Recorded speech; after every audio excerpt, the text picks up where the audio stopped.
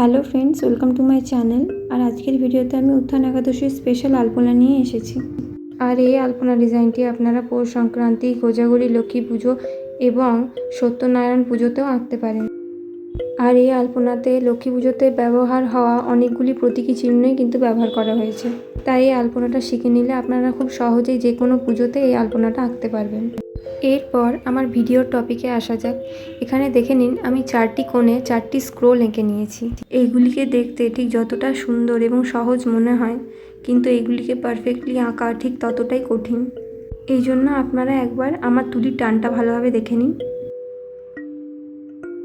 এরপর মাঝের যে খালি অংশটা আছে সেখানে আমি দুই দিকে দুটি শঙ্খ এঁকে নেব।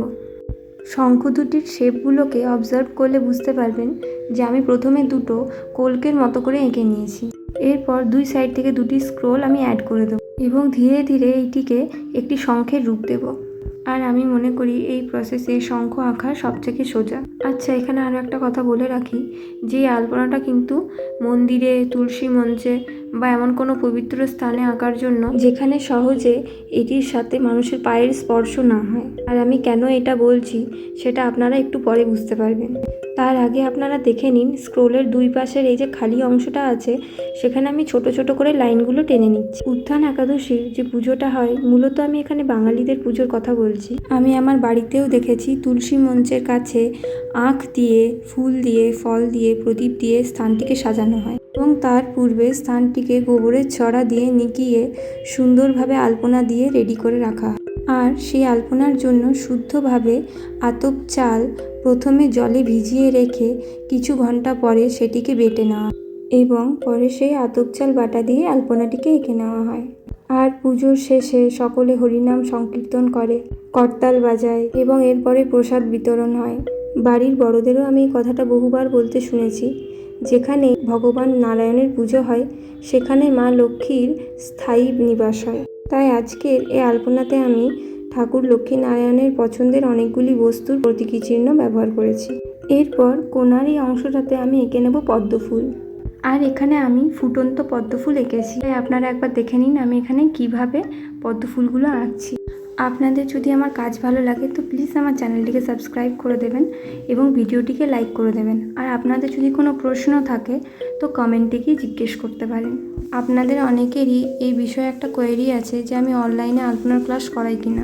এই বিষয়ে আমি বহু কোশ্চেনের আনসার দিয়েছি, কিন্তু আমার এই বিষয়ে কোনো ডেডিকেটেড ভিডিও বানানো হয়নি। ফিউচারে অনলাইন ক্লাসের কোনো ডিসিশন নিলে আমি আপনাদেরকে জানাবো। পদ্ম ফুলের মাঝের অংশটিকে ভরাট করার জন্য আমি এখানে ধান নিয়ে নিয়েছি।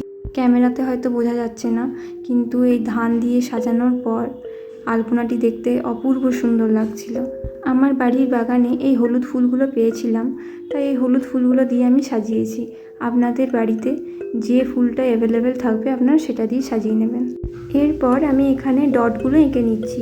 দুই দিকের ফুলের পাপড়িগুলোর পরিধি যেখানে গিয়ে শেষ হচ্ছে তার ঠিক পর থেকেই আপনাদেরকে ডটগুলো এঁকে নিতে হবে। আর এছাড়াও আপনারা যদি পদ্ম ফুল, শঙ্খ, ধানের ছড়া এবং মা লক্ষ্মীর পদচিহ্ন আঁকতে চান তো তার জন্য আমার একদম ডেডিকেটেড একটা ভিডিও আমার চ্যানেলেই দেওয়া আছে, আপনারা চাইলে ওটা গিয়ে দেখতে পারেন। আর আপনারা যদি ভাবছেন যে আমি তো এই আলপনাটা তুলি দিয়ে এঁকেছি, তো আমি বলি আপনারা চাইলে খুব সহজেই আতপ চাল বাটা দিয়ে কাপড়ের সাহায্যে এই আলপনাটা আঁকতে পারবেন। এইটা আমার একটা ছোট্ট প্রচেষ্টা আপনাদের কাছে আমি তুলে ধরলাম। আপনারা কিন্তু আমাকে অবশ্যই জানাবেন আপনাদের কেমন লাগলো। আর আপনারা যদি কেউ আলপনাটা এঁকে থাকেন তো আমাকে অবশ্যই জানাবেন।